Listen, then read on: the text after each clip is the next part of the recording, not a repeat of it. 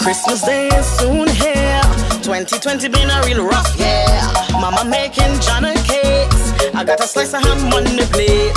I turn it on my radio. I wanna hear some calypso.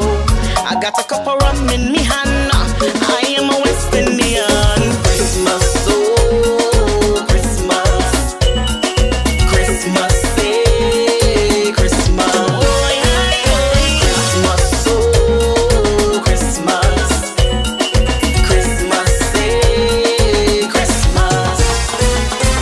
No white Christmas around here. Green scenery is everywhere. Islanders do it differently. Parang and serenade for families. Kirisolini and Istanbul. Arabans and Banarians do it too. Trinidadians parang. And St. Martin of the serenade. Let's come together and celebrate.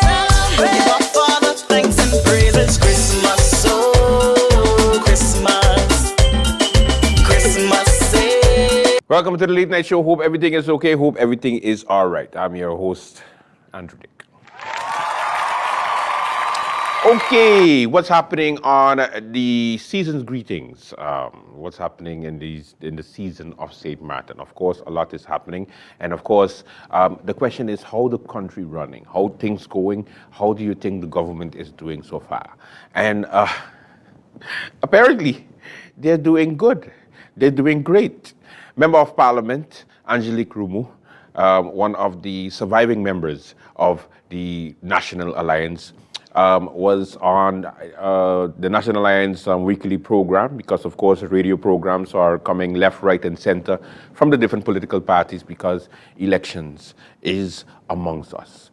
Now, I'm a bit confused because she said in the interview that elections is in 12 months, which is January 2024, which is incorrect because I remember asking the Prime Minister when the elections is set for, and she said November 2023. So which one is it? Did it change?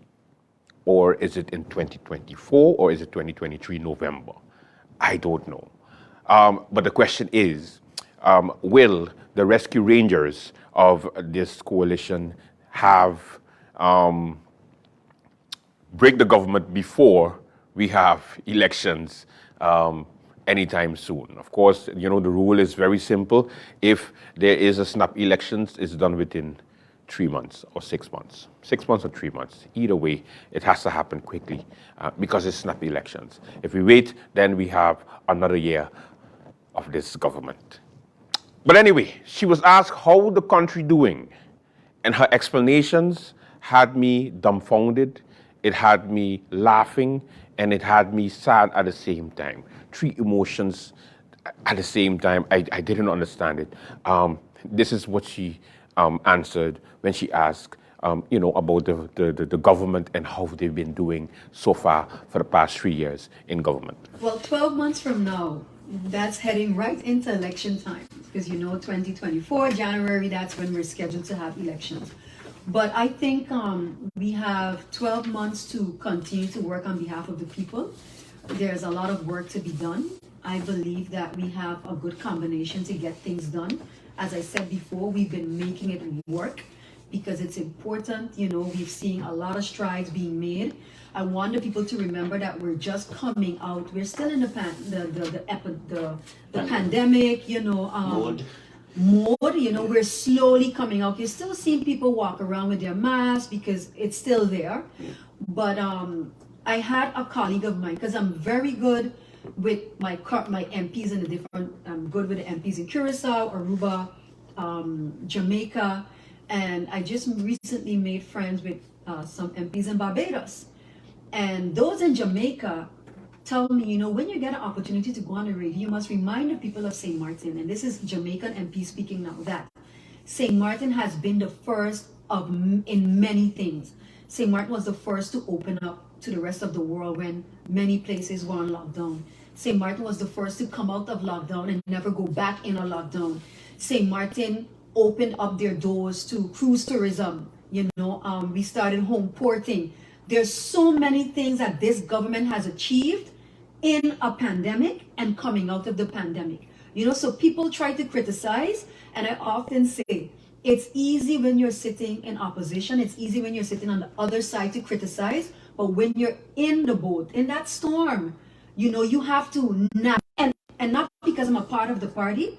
I think we've done an excellent job. We continue to do a good job because you have to do what is necessary in times of trouble. We're almost out of it. And moving forward, I believe with how St. Martin has bounced back and is flourishing. And this is what you're hearing from tourists, from people who are coming from the outside, from people who are politicians in other countries looking at us as, wow, look at St. Martin doing it. We can do it too.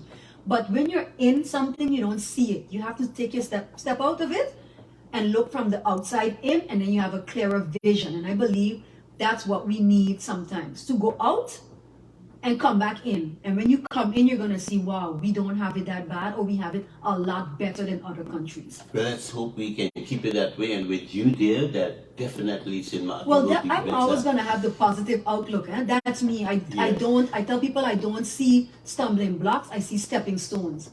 So when trouble comes at me, I don't see it as trouble. I see everything that happens to me in my life, I see it as a learning experience. I see it as it was meant to happen, but for me to learn something. So I learn from everything that happens to me in life. I don't see it as negativity, or I try not to think about it. I just keep going. Well, Let's not ask anybody from Jamaica. Let's not ask anybody from the Caribbean. Let's ask somebody from St. Martin how things going in St. Martin, because apparently we're still living in the post-pandemic, COVID and Irma and the Dutch. That's why we were not able to prosper, because of all these situations, and the government is doing the best it can. That's why the police officers are still waiting for their monies. That's why the vacation teachers are still waiting for their money. That's why the firefighters department had a strike twice this year for things that is due to them. That's why, civil servants had a great dinner at the staff party of government. And I know something was up, because I got a message from the Prime Minister, and she was like, Andrew, I really want you to come to this staff dinner for the civil servant. And I was like, but Prime Minister, I'm not a civil servant. And she was like, come, there's ham. There's lots of ham. Come and eat your belly full. She would have catch me. Look how she would have catch me. And I get to find out who cooked the ham. Yeah. Okay, he didn't cook the ham. That's a picture from Public Works staff party. But honestly, it's not funny because people went to the hospital. But what do you expect from government? Oh, if you didn't know, because maybe you don't know why I'm laughing, civil servants on this past weekend went to a staff party at the port of St. Martin. And when they went, the catering service apparently had some bad food.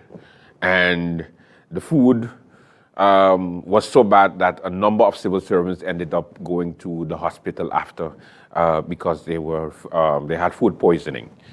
And of course, the catering service came out with a statement after saying sorry, blah, blah, blah, blah, we apologize, and so on.